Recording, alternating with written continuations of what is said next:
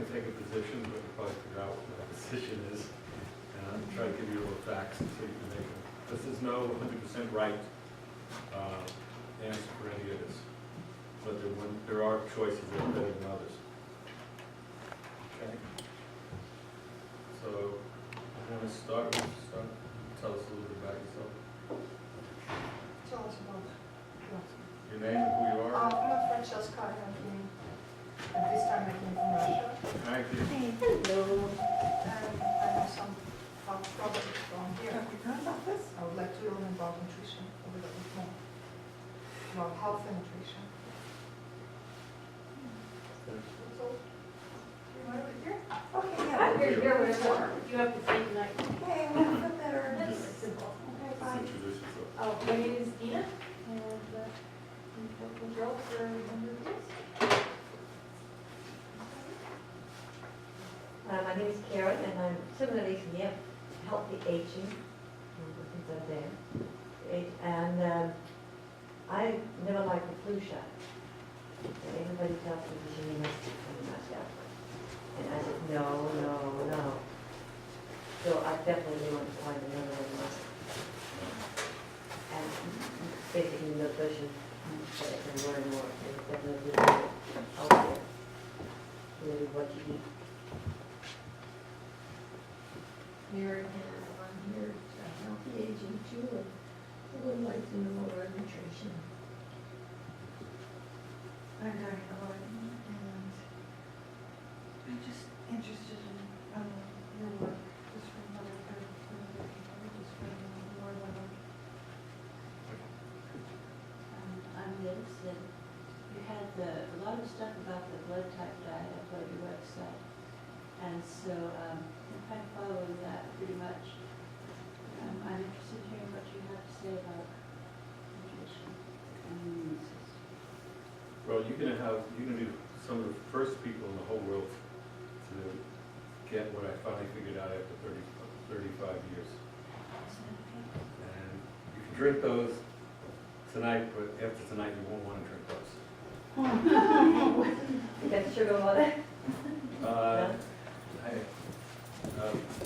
We're going to go through that, why you wouldn't want to drink those. Not because of sugar. I mean, the sugar is a good enough reason, but Yeah. I don't know how much sugar they have, but they have a free choice of vitamins. So a lot of, there's so many myths that go on in life that you really have to deconstruct what you think is true to get at the truth. And that's what we'll do, and I'll tell you how your body works and what happens if your body can't overcome something, what your different alternatives. We'll talk a little bit about the vaccines, what the benefits and what the negative aspects are. This is not a black and white issue, but there's certain things we do know. And I'll go into a little bit about history and how, need me louder? Okay. And I didn't expect to start that. So, and we're going to also in history about homeopathy and how it played in the 1918 epidemic, and why it worked and why it didn't work, because a lot of people misunderstood that. So what I'd like to start, first of all, for the tape, I'm Dr. Gerald Cohen, and this is a lecture on the immune system and the autoimmune system, and what we can do to protect ourselves against the flu system. And I'll tell you what I believe, and also I'll tell you what the science, and what kind of notes and what you have to know. I just wanted to say, if we could save the questions for the question and answer period so we can get through it, because we don't have a lot of time. Sometimes that takes up Dr. Cohen's lecture. Okay. So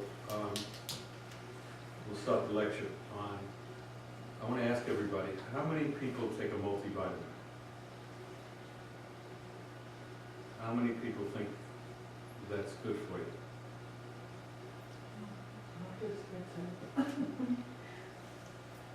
How many people here think you know what a vitamin is?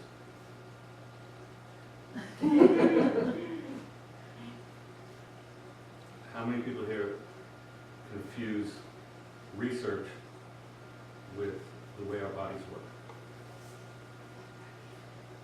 Those are two different things. Totally different. The needs of research is to isolate a component of something so it's consistent, so it can be studied. The needs of our body is totally variable. Now, Liz just asked me about the blood type diet, and I've been following that. That's one component, that's one gene of many that just tells us what our DNA recognizes based on where the blood type came about. So certain foods were in those areas where those blood types were dominant. So we assume that those foods would be consistent with an individual. If it's something that didn't grow where we had our blood type, then we have a problem, because the research shows us that there are, I forget how many, it's in the trillions, 40 to 60 combinations of gene reactions to proteins that it doesn't recognize. So any one of those combinations could happen, and that's why we get some of these random diseases and breakdowns in our autoimmune system and our health and our ability to function, ability to handle stress, ability just to be alive. So what happened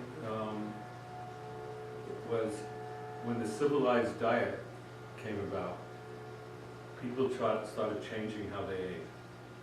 And they felt that scientists had a better idea how our body works and what's actual nutrition than what people learned over millions of years.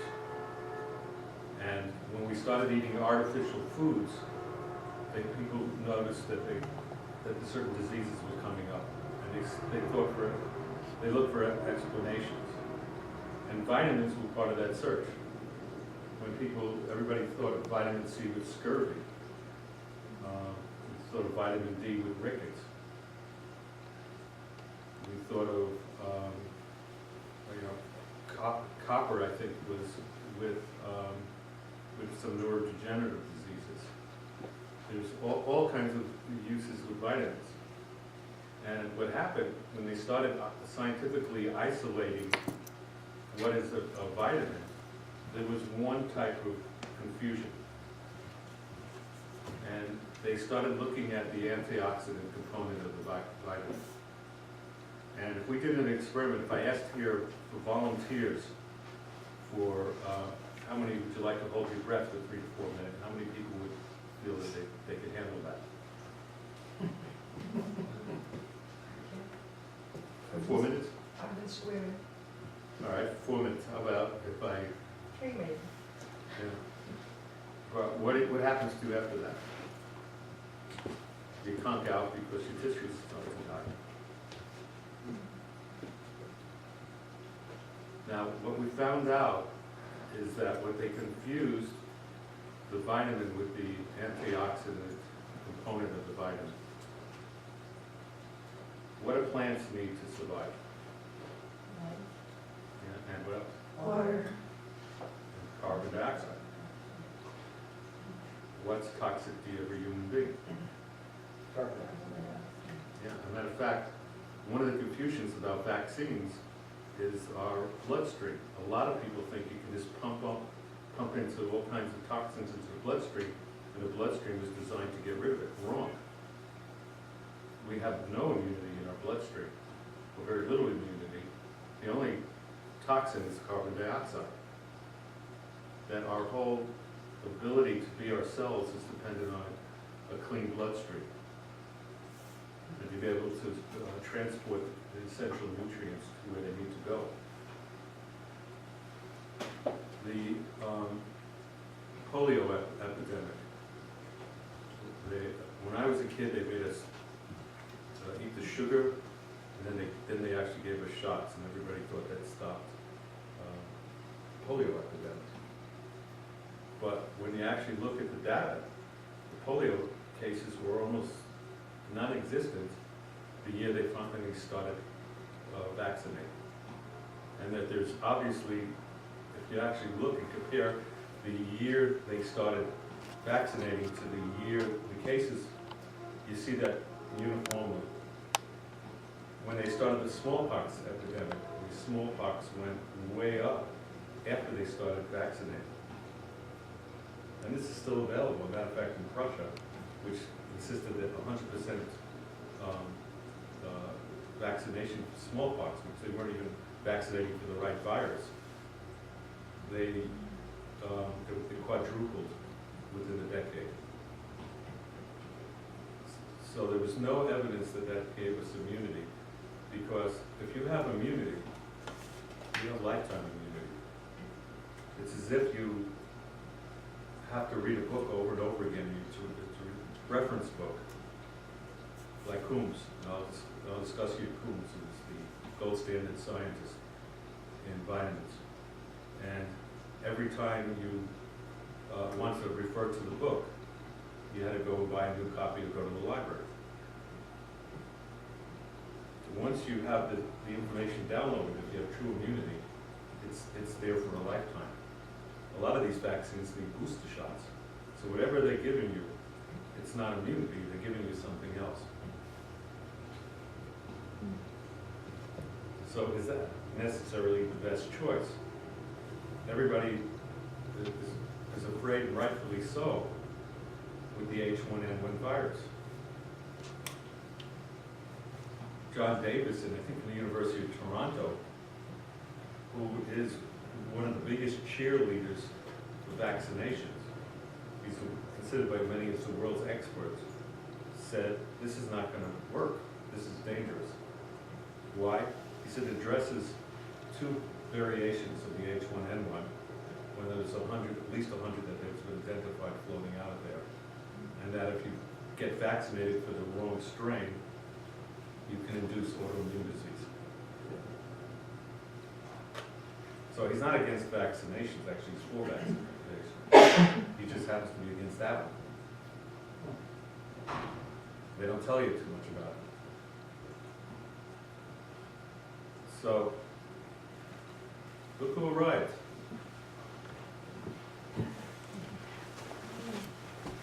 The Queen seat is right there. Pardon? You get the Queen seat. You're old, I do.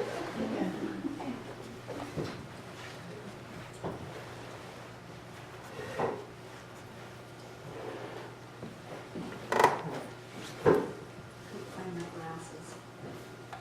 Now, it just came on the net, so from Celine Press, they reissued, I think it's for free, if you have a password, a book that was written in 1951 by the naval surgeon on the polio epidemic.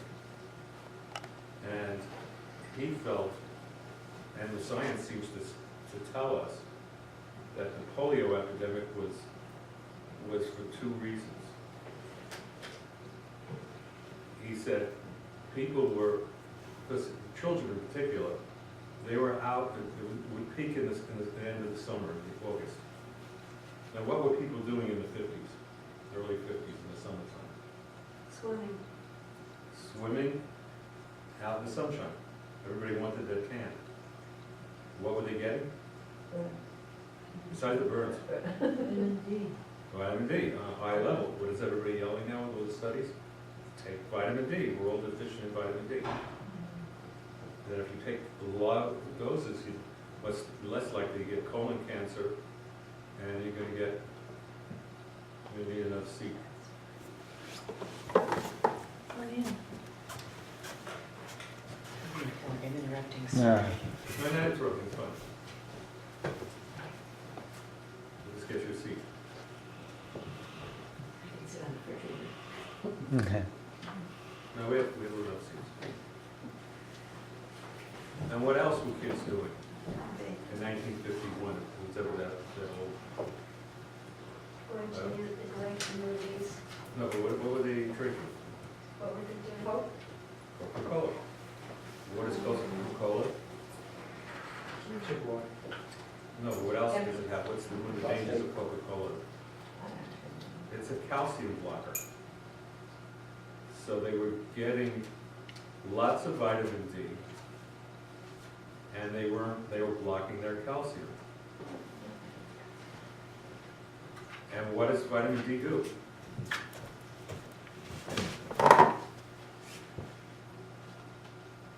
It takes the calcium from your gut into the blood.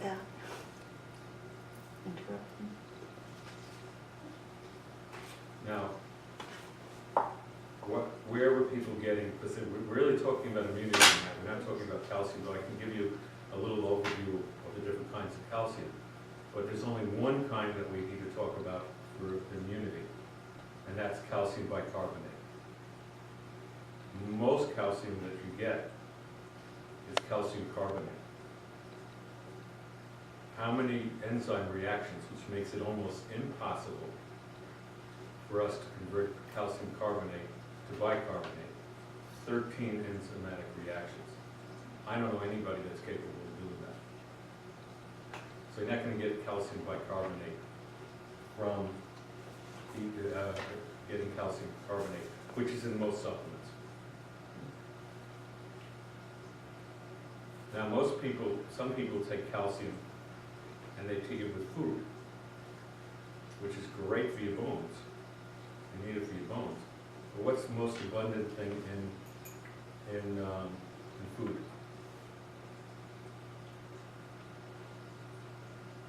One of the most abundant molecules. Phosphorus. So it converts to calcium phosphate and goes right to your bone. Now, for immunity, you need between 0.5 to 1% of your calcium, which is the most abundant mineral in our body, in the blood. If it gets below 0.5, you don't have an immune system. And it needs to stay within that range. Now, where were most people in the world getting their calcium bicarbonate? It's a real obvious one. Milk. Milk. No, I wouldn't get it in milk. Spinach. What? Spinach. Not enough to make a difference. Fish. No, it's an obvious one. It's just not a difficult one. Water. Which water? Spring water or well water? All the municipal waters at that time, all coming from springs and well water. Hello? And so what would happen, we started filtering the water, reverse osmosis. Tonight, we have. Get all the impurities. You're also getting the calcium For 2 bicarbonate. hours. So if you want to get it from your water, you can't get it from the tap, Yeah. and you can't get Right it from behind the spring train water. station, You have to get it Ravenswood. from Evian water, which always fills the taste test, so Yeah. I don't bother, that has a lot of calcium. And There's it's one I in, saw in Whole Foods, Not foods from quite that, way. Italy, Ravenswood that has is the actually next calcium street and over. bicarbonate, And, but it's about $3 a bottle. yeah, we're. And the other one in America that has some You know is, where Kepler's bookstore is? is the Okay, so that's Hot Springs, Ravenswood and Altoona. water from So if you Arkansas. go down Ravenswood, They it's sell the it at Whole first Foods. left on Mill They Ave. have calcium bicarbonate. Modern people No, that are immune deficient, that's the other that way. are not going to handle Yeah. these so go emerging south autoimmune towards, and immune components are dependent on calcium lactate. I don't know where the library is. And that's what we have as part of my program, It's by the, is pure calcium lactate, by the bus stop. which is at a 5-to-1 ratio of calcium So we're to on. magnesium, which is the same thing that should be in our blood. Now, why calcium lactate and not calcium citrate? No, it's behind. We talk about carbonate, you know that's Behind it, impossible. You pass over the Citrate railroad track. Takes 2 enzyme reactions to get to calcium bicarbonate. Pretty difficult. Something in those pathways can go wrong. Calcium lactate takes 1 You turn left enzyme, on Noel, and it'll be so it down readily from converts. Ravenswood. So the key for our immune system is enough calcium bicarbonate, so the best way to get it, if we're not getting it in our water, and we already said it's unlikely that everybody's deficient today, is calcium lactate. No, it's Now, when not to by take it? 7-Eleven, that's on the When we other put people on a side. program, You it has to need be on an go empty further stomach. south on El Camino. Not because it's gonna harm you, it's just not gonna Yeah. get into the blood, it's Go gonna get up into the another bones. street, past, So that's Oak Grove. that's the cool thing. So you get your calcium It's either from the Ravenswood. water You pass Santa Cruz or from Avenue, calcium lactate, then it's Ravenswood. converting to bicarbonate, and it sits in your gut. How many people know how much of your immune system is in the gut? And where McDonald's is, turn around. Yeah, the so other you're way, close, some like people say going south. 95%. Most common is, it's called the gall, the gut. What's A for, the gall? Ginkgo's, I'm not sure where that is, that's too far. Lymphoid tissues, the particular lymphoid tissues, the gut-associated lymphoid tissues, the galls. That has little spaces of lymphoid no, I'm tissues that not control our really immune sure. system. When people are sick, it's because the space is spread, Just see where, It's where Menlo long-term Station is, stress, and it's and they where go right the in. Pepper's bookstore is, that's where Ravenswood is. so that the And waste it's is in going. there. So why do we need this calcium in the blood? Now, what's the Now, next we're gonna pass step? So that. the vitamin D takes it to the, so vitamin Which D, is the next street after. where, is designed for mainly After you getting the pass calcium train into station into the and- blood. And the railroad So tracks, what- and then it's Noel. and What you enables pass the calcium to leave the blood to get into the tissues? It's a big, yellow mansion. I guarantee you, I'll be surprised if anybody, maybe some of Big you, yellow house. because it's not in any of the vitamin pills that you in take. there. Vitamin F. Vitamin F takes the calcium from the blood into the tissues.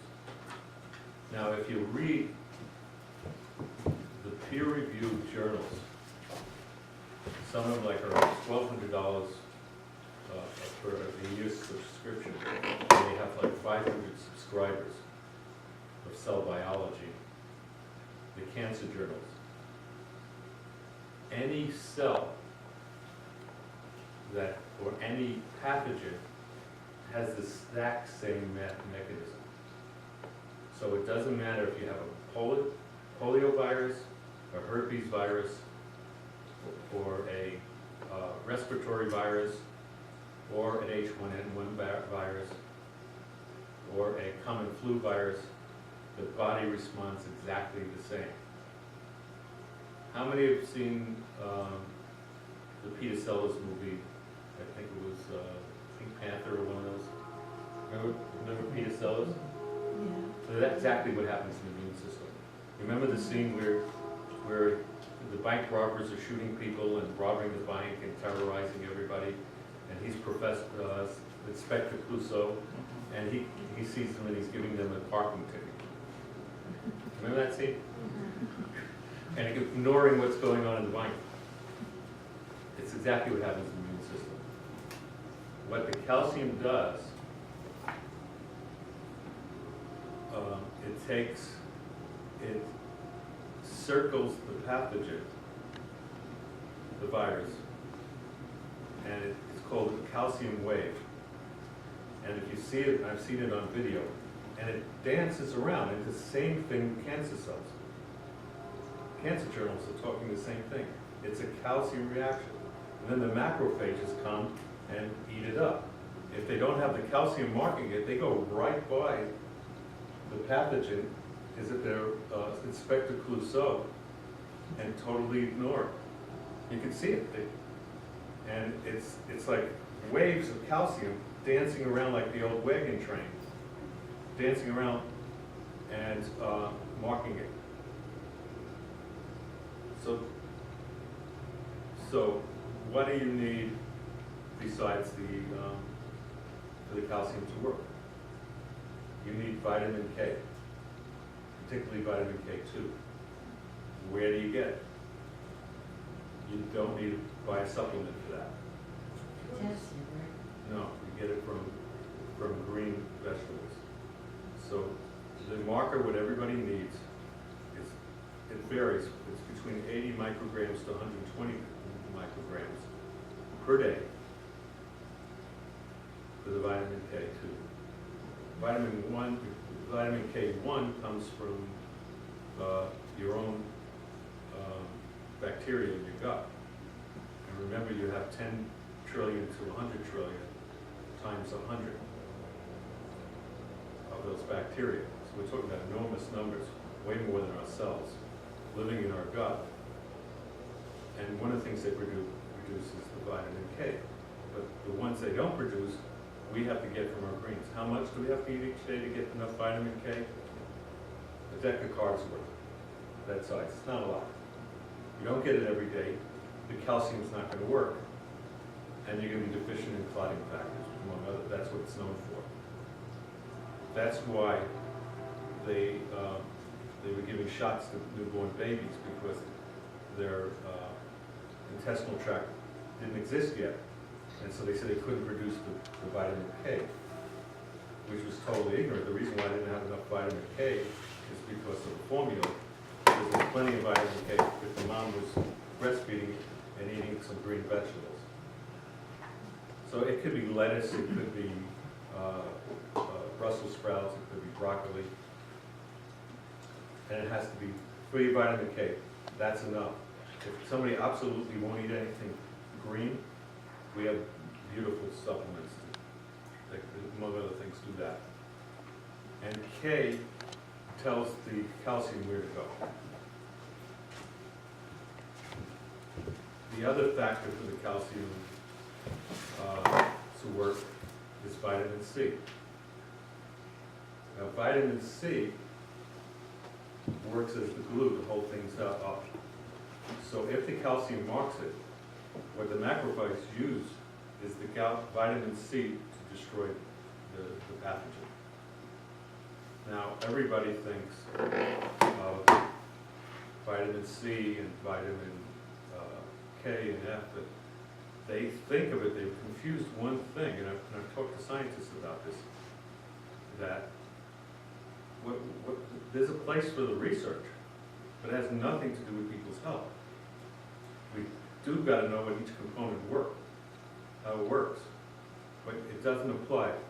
Now, what are vitamins? Now, the key thing, having been for 30 years, maybe longer, I don't know how long, into whole foods nutrition, the key thing in whole food nutrition, we kept saying that you need the whole food to be healthy. You do it artificially, you're creating imbalances. And lo and behold, the biggest disaster to ultimate medicine is happening right before our eyes. Study after study are showing people that are taking the commercial antioxidants dying in rapid numbers, coming down with lethal diseases. The most recent one was in France, where they had for 7 years 14,000 people, half of them on a placebo and half of them on a high antioxidant, and lethal cancers went up 400% on those with the vitamins, the commercial vitamins. So people say, well, aren't vitamins natural? No, because the research synthesized them and made them into, and called them the vitamins. So they synthesized the plant's protection. Who needs oxygen? Plants live in oxygen. What would they need to protect them? Antioxidants. What do humans need? We need oxygen. Why would we want to reduce our oxygen? The World Health Organization said that over 50% of the world is grossly deficient in oxygen. And why are alternative health turned these antioxidants into a multi-billion-dollar industry? And it's not one. I mean, the journals, the British Journal of Medicine came out with a study saying these are useless and dangerous. I mean, one after another. And it's dangerous because we're arming the people that are against what people like I do with ammunition to say that what we do is actually dangerous and needs to be regulated, confusing whole food nutrition with vitamins. So the world's expert on vitamins is Coombs. If anybody wants to get bored to death, you buy his book. But he's the gold standard. Most doctors that are interested in vitamins from a scientific view, there's other ones that are much more readable, but he is the one that everybody refers to. And what does he talk about the components of the vitamins? He calls them vitamiers. So if you're talking to a scientist and you say, well, didn't Coombs say that you have to have all the vitamiers, which are basically all the known components of the vitamin, otherwise you're creating deficiency somewhere else? They can't argue with you. So when we say whole food, all the nutrients, you can tell the biochemist vitamiers, and that's right in the standard textbooks. So if you're taking a multivitamin or drinking vitamin water, you're creating deficiencies. We have no idea what those deficiencies are going to lead to, because you're not getting the whole component. You're getting the antioxidant. And we're not sure that we even need antioxidants. You know where the whole idea of antioxidants? And another thing you should know, that each mammal needs a different diet and a different level of nutrition. What's known for one, what they use in science, they try to make it global. They test on rats and mice, and it's totally their diet. Like guinea pigs actually need ascorbic acid. Humans, it's toxic to it. You said think about free radicals. Yeah, free radicals, thank you. It's nice to have somebody that knows me.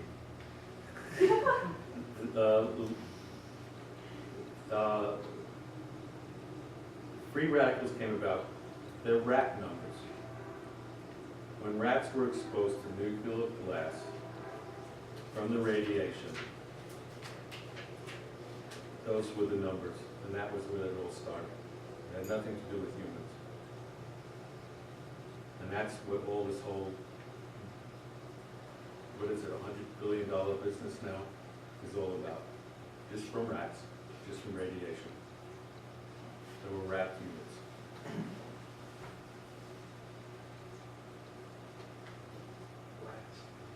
Rats.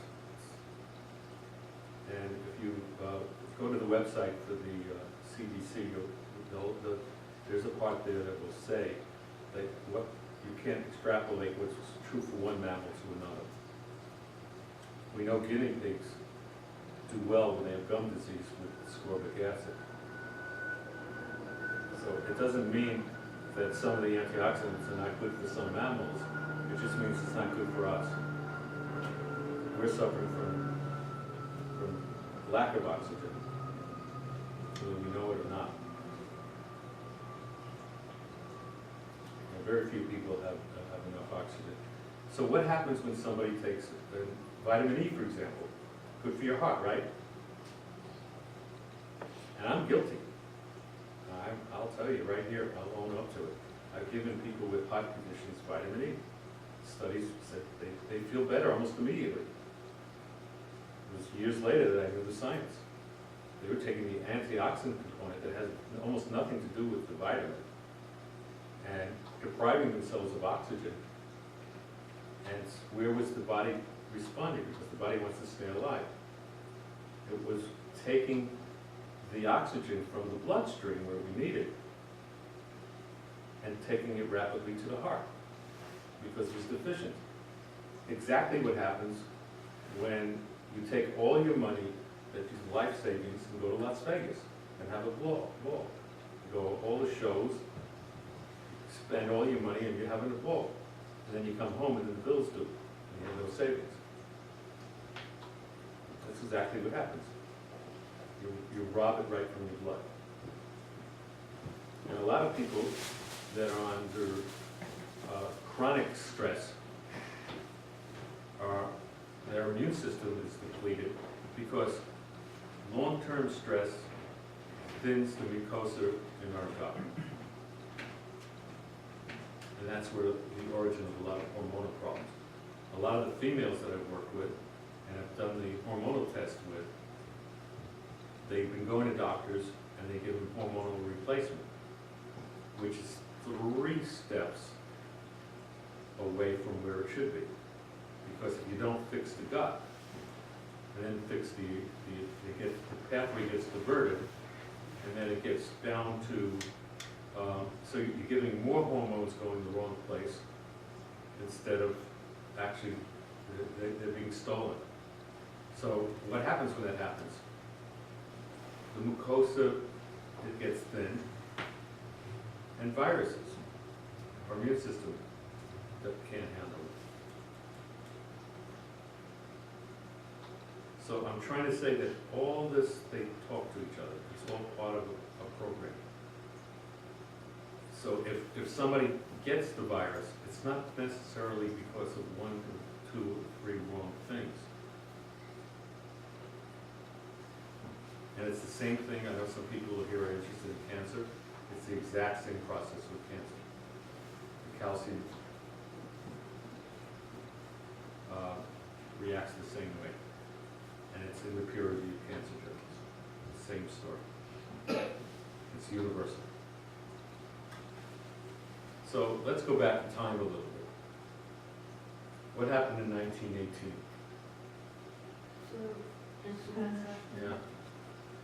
What we do know from what's recorded, and it's amazing that people, one of the things being a classical homeopath is I've known this, but most people didn't know it, that we always go back and say the miracle of homeopathy was very few people that were under homeopathic care died. And in those days, homeopathic hospitals and homeopathic medical schools still existed. The actual figures, both from the military and from the hospitals themselves, is between 0.7%, 0.07, less than 1%, and 2% death rate in the homeopathic hospitals and the military units that have homeopathic physicians and not instead of allopathic physicians. The homeopathic doctors reported almost no deaths. There was a letter written by I don't know what they would call, he would be the doctor in those days would send a note or call the pharmacy for a prescription, and they were apothecaries, a lot of them, and he would deliver them. And he said he noticed, and it's been published on the internet, he said he noticed that when he brought the medicine to a non-homeopathic hospital prescription, that they were fine in the morning and dead by the evening.